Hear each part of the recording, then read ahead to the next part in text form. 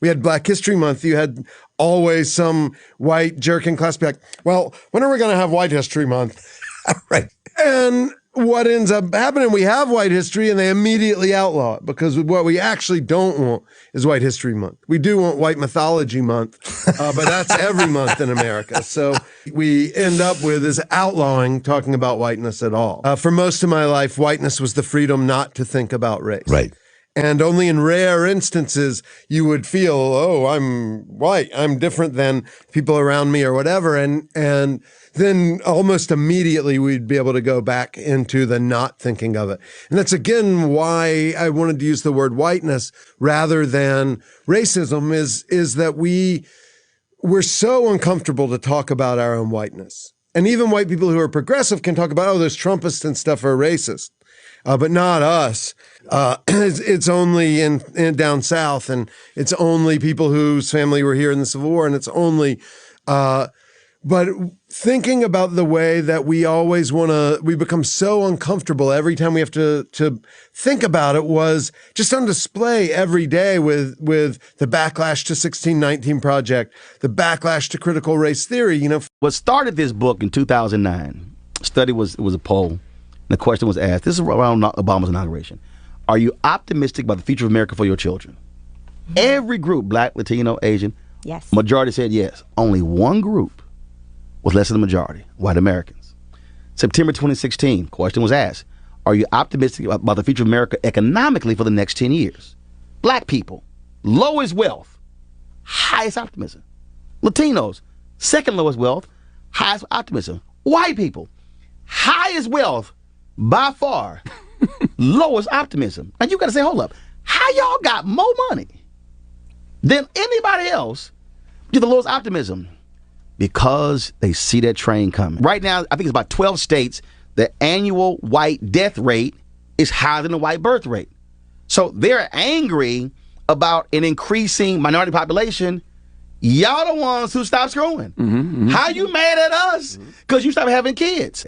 They are running around, oh my God, we're losing, we're going to be losing resources. A study came out in 2018, this is laughable, where white voters since 2008, white voters said they were rebelling against welfare programs because they were losing money and minorities were gaining. You know, it's more broke-ass white people in America than black people. By becoming, in fact, though not in name, the white man's party. This is 1963. The civil rights movement is changing America. It is no longer politically possible to succeed by being the white man's party in name. Those politicians who are making openly racist appeals, and there are plenty in the South, they are unviable as candidates nationally. But the same racial appeals might succeed if they're made in code.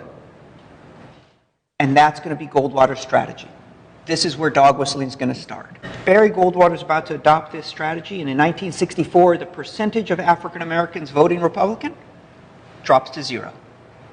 And it has stayed there, more or less, since 1964. Now, you'll hear people say, yeah, our politics is polarized in terms of race. Look at the way look at the way African Americans consistently vote Democrat, especially for Barack Obama. This is really just a story of tribalism. No. This is a story of African Americans have been driven out of the Republican Party when in 1964 it made the fateful decision that it would try and win votes by demonizing African Americans. At least through the late 1960s, white men could murder blacks and their allies, particularly in the South, without fearing any meaningful retribution, since the state shared some responsibility for racial violence of that era. And the unwillingness of juries to convict shows that many whites understood that upholding the racial status quo necessitated turning a blind eye to murder. There were numerous places around the country where these armed vigilantes would go in and literally wipe out African American communities. In Colfax, Louisiana was one of them in 1873. And what happened was some of the people participating in this vigilante action were actually brought up on charges. But when their case went to the Supreme Court reversed their convictions in the effort to continue to uphold white supremacy. It was a terror state, a white terror state.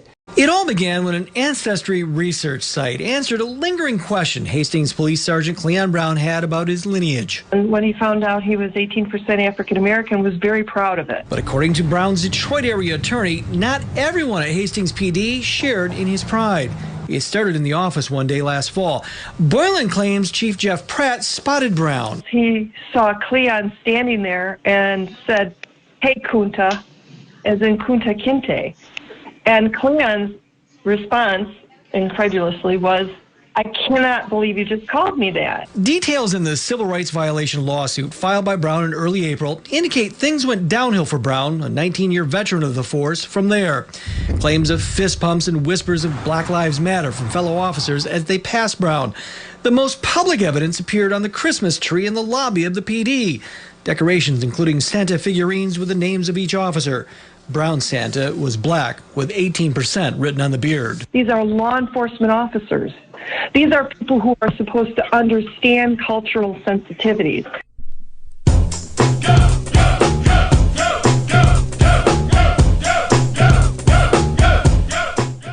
Examples of a police department out of control. Emails, including ones allegedly sent by department leaders that included racist jokes and depicted President Obama as a chimpanzee. In one email forwarded by officials, a picture of bare-chested African women dancing was captioned, "Michelle Obama's high school reunion." Another message in June 2011 compared dogs to African Americans, suggesting the animals needed welfare because they were mixed in color, unemployed, lazy, can't speak English, and have no freaking clue who their daddies are. Police departments around the country knowingly tolerate this kind of behavior and everyday form of racism within their ranks. Why? Because the reality is that policing in America could not function without a culture of racist dehumanization in place.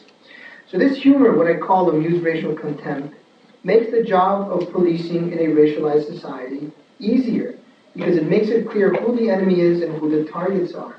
It builds on a long history and widespread acceptance of racist humor in society, which I've tried to lay out here, dating back to the era of blackface minstrelsy in the early 19th century.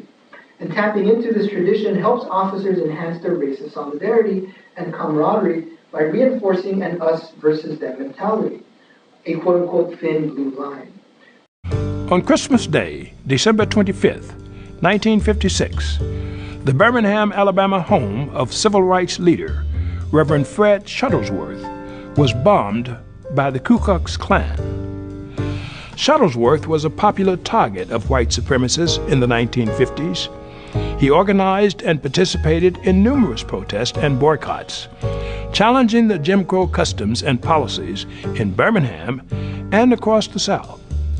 This instance of violence against him was triggered a week earlier when the U.S. Supreme Court ruled that bus segregation in Montgomery, Alabama was illegal.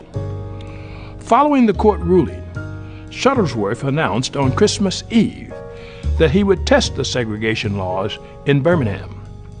He called upon the local black community to desegregate the city buses, starting on December 26th. But on Christmas Day, with Pastor Shuttlesworth at home with his family and 2 members of his church, KKK members bombed his home. The 16-stick dynamite blast destroyed the home and damaged his church next door, but no one suffered serious injury. Shuttlesworth went forward with the December 26 protest riots, undeterred by the blast at his home.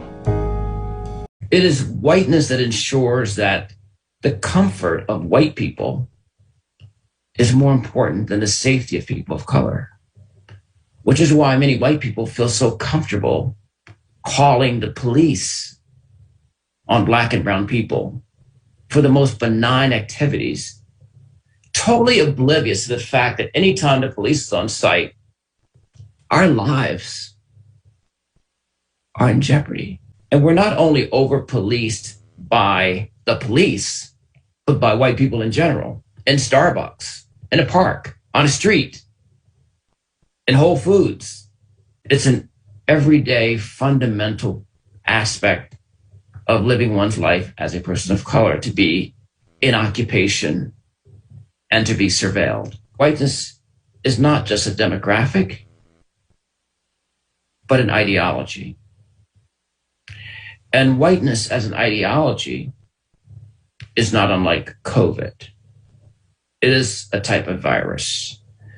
And whiteness as an ideology infects and affects us all. That actually one does not have to be white in order to be infected by whiteness. In fact, this is in part what helps to perpetuate structural and systemic racism. Whiteness makes itself the victim of its own crimes and then tells that tale to itself. I'll repeat it. Whiteness makes itself the victim of its own crimes and then tells a tale to itself. This is an abuser's psychology on a group level. The problem isn't what white people have done to black people, but that black people keep remembering what white people have done, and somehow that harms white people and victimizes them.